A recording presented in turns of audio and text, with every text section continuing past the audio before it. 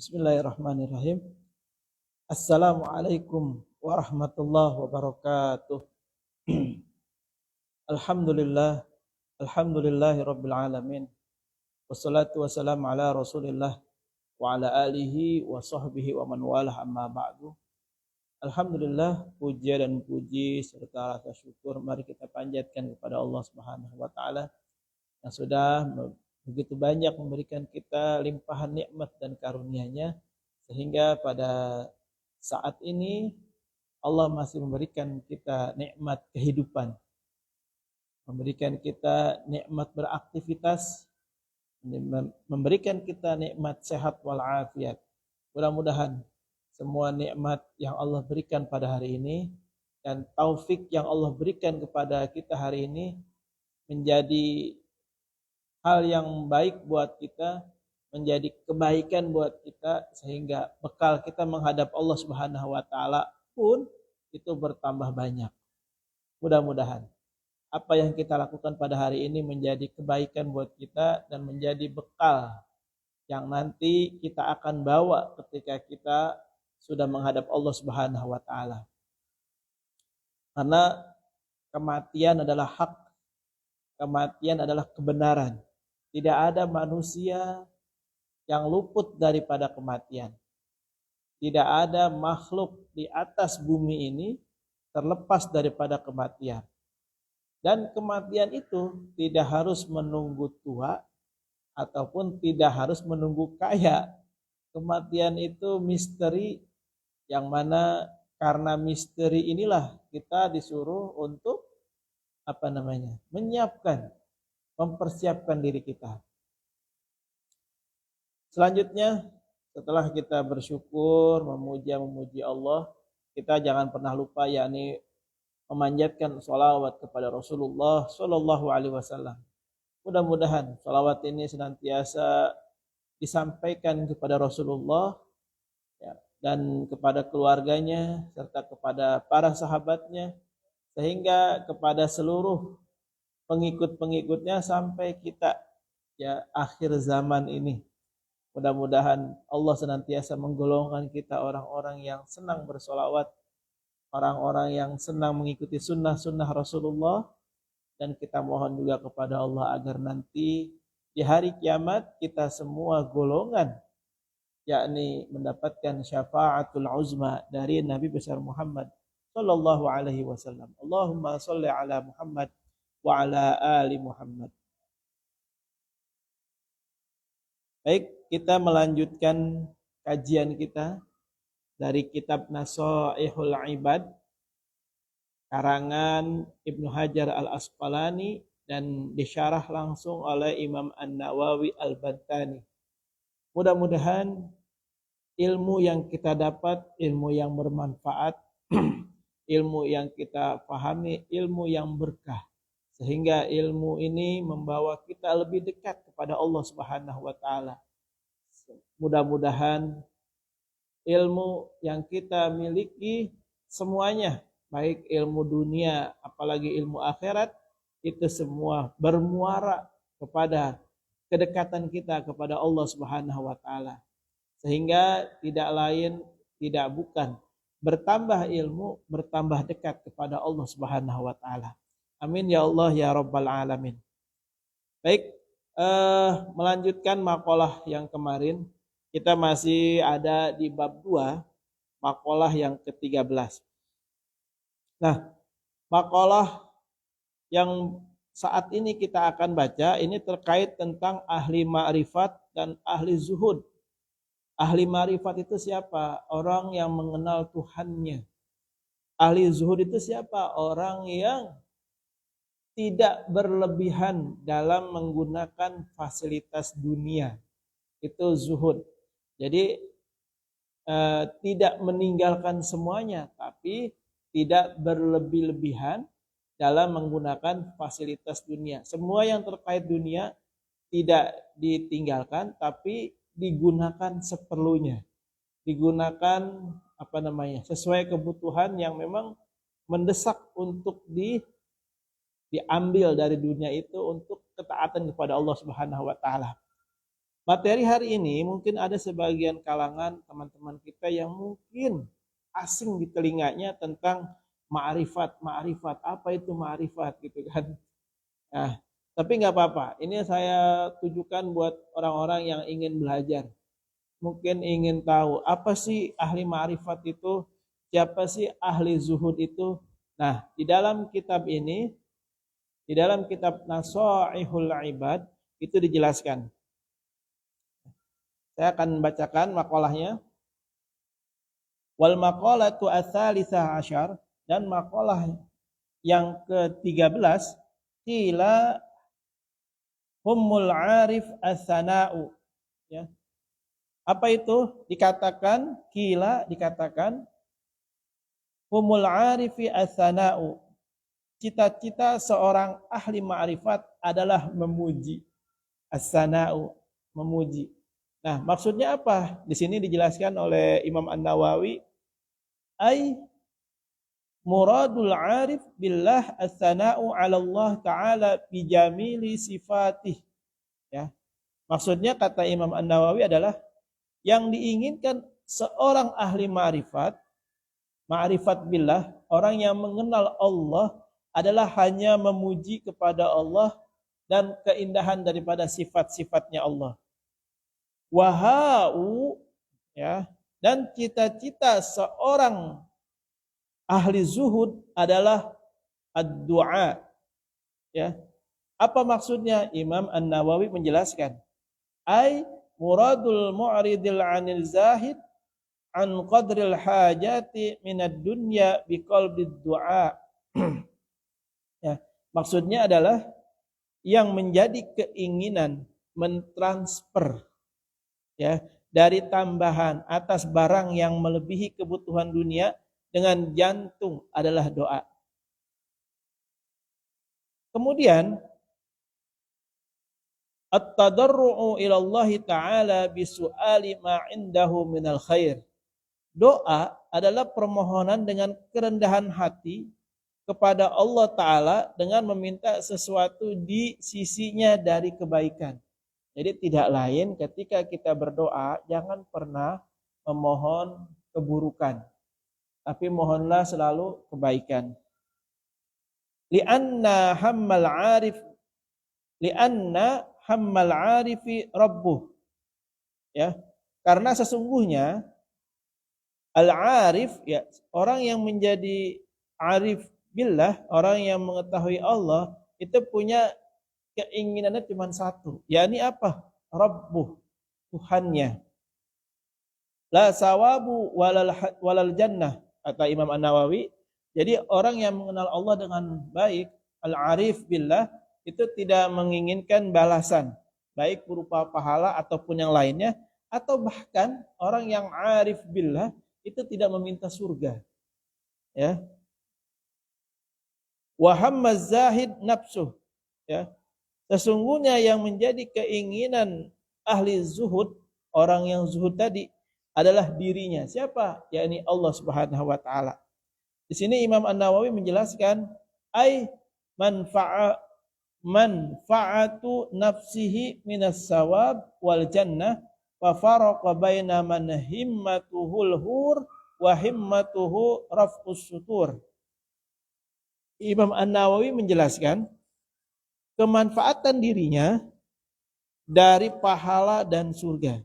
Jadi dia tidak memanfaatkan daripada diri dia itu untuk mendapatkan surga ataupun untuk mendapatkan pahala. Maka berbeda antara orang yang cita-citanya adalah bidadari dan orang yang cita-citanya hanya untuk diangkat tabir, ya, sutur, hijab. Nah, jadi inilah yang menjadi pengetahuan bagi kita semua. Orang yang arif billah, orang yang mengerti Allah, dan orang yang zuhud, orang yang menggunakan dunia hanya untuk kebutuhan seperlunya, tidak berlebih-lebihan, itu adalah orang-orang yang ketika beribadah itu dia menginginkan Allah, tidak menginginkan pahala, tidak menginginkan surga, tidak menginginkan bidadari, tidak menginginkan kemuliaan yang lain. tetapi inginnya Allah, Allah, Allah. Karena apa? Ketika dia sudah bersama Allah, dia mengenal Allah, maka Allah akan ridho kepada dia, dan apa yang menjadi keinginan dia setelah itu akan Allah penuhi. Ya. Allahu a'lam bishawab. Ya. Itu yang makalah ke-13. Sekarang kita masuk ke makalah yang ke-15. Makalah yang ke-15 ini memberikan kita gambaran tentang lisan dan hati. Nah, bagaimana seharusnya kita menyikapi lisan kita dan hati kita? Apakah selama ini hati dan lisan kita sudah sesuai fungsinya atau belum? Wal maqalatul khamisah asyar, dan makalah yang ke-15, an Abi Bakrin As-Siddiq radhiyallahu anhu fi qaulihi ta'ala, yakni dari Abu Bakar As-Siddiq mengenai firman Allah Ta'ala, zaharal fasadu fil barri wal bahri qal, ya, telah tampak kerusakan di daratan dan di lautan. Maka Abu Bakar berkata, atau Abu Bakar mengomentari ayat ini. Apa komentarnya? Al-barru huwa al-lisan wal bahru huwa al-qalb. Fa idza fasada al-lisan, ya, kata Abu Bakar, daratan itu adalah lisan dan lautan seperti hati. Maka ketika rusaknya lisan, lisan ini rusak gara-gara apa? Lihat, bisa bil masalan. Misalnya dia mencaci maki, dia berkata kotor, dia memfitnah orang, maka lisan itu akan rusak. Kemudian bakat alaihin nufus, ya, maka pasti menangis atas lisan yang merusak itu. Maka manusia yang lisannya selalu digunakan untuk hal-hal yang kotor, hal-hal yang jelek, hal-hal yang negatif, hal-hal yang merugikan orang lain, maka pasti nanti manusia itu akan menangis. Ya. Wa idza fasadal qalbu, maka kalimat selanjutnya masih dalam perkataan Abu Bakar, maka ketika hatinya rusak, fasadal qalb birriya'i masalan, hati ini rusak gara-gara apa? Birriya'i masalan, misalnya gara-gara riya. Riya dari apa? Riya dari amalnya. Amalnya pengen dipuji orang, amalnya pengen disebut-sebut orang. Kemudian juga perbuatannya selalu dipamerkan kepada orang lain. Ibadahnya dipamerkan kepada orang lain. Nah, apa yang akan terjadi dengan orang yang seperti ini? Bakat alaihil malaikah. Maka malaikat akan menangis melihat orang yang seperti ini. Kenapa? Karena kasihan dari ibadah yang dia lakukan itu tidak bernilai sedikit pun di sisi Allah Subhanahu wa taala. Sampai-sampai kata Abu Bakar, malaikat menangis melihat orang yang model begini. Nah, dari perkataan Abu Bakar ini kita dapat membuat kesimpulan bahwa ketika hati dan lisan kita tidak digunakan sebagaimana yang Allah ridhoi, yang Allah kehendaki, yakni kebaikan, maka dampaknya sangat luar biasa. Lisan yang kotor, lisan yang keji, yang berkata kotor, berkata kasar, berkata menyakitkan, itu orang tersebut nanti pasti akan menangis di hari kiamat. Kemudian hati yang tidak bisa menjaga ibadahnya, hatinya nggak bisa mengontrol kualitas ibadahnya, maka malaikat menangis melihatnya. Kenapa? Karena orang ini akan menjadi orang yang sia-sia di hadapan Allah. Bawa ibadah sholat, bawa ibadah haji, bawa ibadah umroh, tapi itu seperti tong kosong nyaring bunyinya. tidak ada isinya. Dia cuman bawa, aku pernah ini, aku melakukan ini, aku mengerjakan ini. Tapi itu semua tidak disampaikan kepada Allah, tidak lillahi ta'ala, melainkan untuk mencari pujian manusia. Na'udzubillah summa na'udzubillah. Nah, selanjutnya kita masuk ke makalah yang ke-16.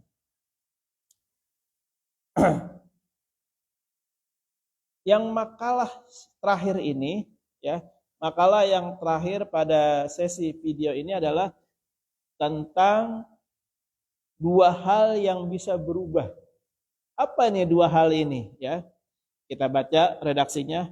Wal maqalatu as-sadisa asyar, dan makalah yang ke-16, kila dikatakan inna syahwata tusayyirul muluka abidan.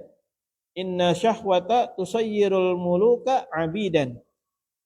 Dikatakan sesungguhnya syahwat itu bisa menjadi raja sebagai para hamba. Jadi syahwat itu bisa menjadi raja seperti para hamba-hambanya. Apa maksudnya? Imam An-Nawawi mengatakan, menjelaskan, fa inna man ahabba syai'an fahuwa 'abduh. Nah, ini yang menjadi PR bagi kita. Kata Imam An-Nawawi mengomentari kalimat ini, karena sejatinya, kata Imam An-Nawawi, orang yang mencintai sesuatu, maka hakikatnya dia menjadi hamba dari sesuatu itu. Ya, jadi jangan berlebihan. Was-sabru yusayyirul 'abida muluka. Dan sabar bisa menjadikan hamba-hamba sebagai para raja. Maka untuk mengendalikan kalimat yang pertama, kita disuruh sabar, jangan berlebih-lebihan dalam mencintai. Ala taro ay ala yasilu ilmuk. Apa yang kalian tidak melihat? Maksudnya apa? Apakah tidak sampai pengetahuanmu ila pada qissatil sayyidinal karim ibnil karim ibnil karim ibnil karim. Imam An-Nawawi menjelaskan pada kalimat ini kisah junjungan kita yang mulia, anak orang yang mulia, anak orang yang mulia, anak orang yang mulia. Siapa yang dimaksud? Yusuf. Yang dimaksud Yusuf. As-Siddiq ibni Ya'qub, As-Suburi ibni Ishaq, Al-Halim ibni Ibrahim, Al-Khalil Awahi alaihimus salam. Yusuf. Yusuf itu, kata Imam An-Nawawi menjelaskan, Yusuf adalah orang yang jujur dari anak Nabi Yakub yang sangat sabar. Nabi Yakub anak dari Nabi Ishak yang lembut. Nabi Ishak, ya, anak dari Nabi Ibrahim yang menjadi Khalilullah, kekasihnya Allah, yang banyak bertaubat. Ya. Terus di kalimat setelah Yusuf, di kitab ini disebutkan wa Zulaikha. Nah, dan Zulaikha, Yusuf wa Zulaikha, kalimatnya seperti itu. Tapi Imam An-Nawawi mensyarahkan, menjelaskan Yusuf siapa dan Zulaikha siapa. Nah, sekarang kita lihat penjelasan dari Imam An-Nawawi tentang Zulaikha. Fa innaha, ya, karena sesungguhnya siapa Zulaikha, ahabbat sayyidina Yusuf nihayatal hub wa huwa yasbiru 'alal maqriha. Karena sesungguhnya Siti Zulaikha mencintai Sayyidina Yusuf dengan tinggi cintanya, dan Nabi Yusuf sabar atas tipu daya Siti Zulaikha dengan gangguannya. Nah, dari makalah ini kita bisa bisa mengambil kesimpulan bahwa orang yang mencintai sesuatu, yang itu mencintainya berlebihan, maka orang itu adalah hamba dari sesuatu itu. Kita ambil contoh yang paling konkret, yang paling jelas di sekitar kita. Ketika kita mencintai uang berlebihan, dikit-dikit uang, maka hakikatnya menurut kitab Nasaihul Ibad, ya, yang dikatakan oleh Ibnu Hajar Al-Asqalani, bahwasanya orang yang mencintai uang secara berlebihan maka dia adalah hambanya uang. Ketika orang mencintai dunia berlebihan, maka ketahuilah hakikatnya dia adalah hambanya dunia. Barang siapa yang mencintai siapapun yang kita cintai secara berlebihan, maka kita menjadi hambanya itu. Hambanya benda itu. Hambanya benda itu. Hambanya benda itu. Oleh karena itu, cintailah sesuatu secukupnya dan bencilah sesuatu secukupnya. Itulah salah satu ungkapan dari ulama bahwa kita jangan berlebih-lebihan dalam hal keduniaan ini. Nauzubillah summa nauzubillah. Makanya ketika kita mencintai sesuatu, kemudian kita jadi hamba sesuatu itu, maka kalau kita mati, maka kita mati meninggal dalam keadaan menjadi hamba sesuatu itu. Nauzubillah summa nauzubillah. Oleh karena itu, kita dianjurkan untuk membaca istighfar sebanyak-banyaknya. Minimal kita mengikuti Nabi kita Muhammad. Nabi kita Muhammad itu kalau baca istighfar setiap hari minimal nggak kurang dari 70 kali. Itu Nabi. Nah kalau kita bukan Nabi, lebih banyak lagi. Harusnya lebih banyak lagi, sebanyak-banyaknya. Ya, kenapa? Ini bicaranya bukan karena Nabi tidak mencontohkan, karena kita tahu diri, kita bukan Nabi. Jadi jangan sampai kita dikalahkan, wah itu bid'ah. Baca istighfarnya nggak dicontohin sama Nabi, nggak begitu konsepnya.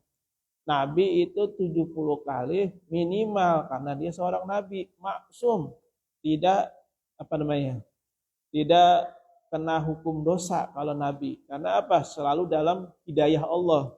Nah kalau kita manusia biasa, tempatnya salah, tempatnya khilaf. Oleh karena itu lebih banyak lagi istighfar kita. Kalau tidak bisa, kita ucapkan dengan lisan kita, astagfirullahaladzim, astagfirullahaladzim. Kalau sudah mantap, sedikit-sedikit kita pindahin dalam hati kita. Ya, gitu. Jadi kalau sudah masuk dalam hati, istighfarnya itu lebih utama. Jadi kita tidak lagi disuarakan. Ya, astagfirullahaladzim. Ya, mudah-mudahan istighfar kita diterima sama Allah Subhanahu wa taala. Istighfar kita menjadi penyebab dosa-dosa kita diampuni, menjadi penyebab kesalahan kita dimaafkan sama Allah. Mudah-mudahan kita dengan istighfar yang banyak, tidak menjadi hamba apapun karena kita orang biasa-biasa saja kepada apapun. Mudah-mudahan kita diwafatkan dalam keadaan husnul khatimah. Mohon maaf jika ada yang salah, mohon maaf jika ada yang kurang berkenan. Ini sekali lagi saya sampaikan bukan untuk menggurui, tapi hanya untuk berbagi. Berbagi kepada mereka yang ingin, yang mau, silahkan. Kalau tidak mau juga enggak apa-apa, ya. Adanallahu wa iyyakum ajmain. Assalamualaikum warahmatullahi wabarakatuh.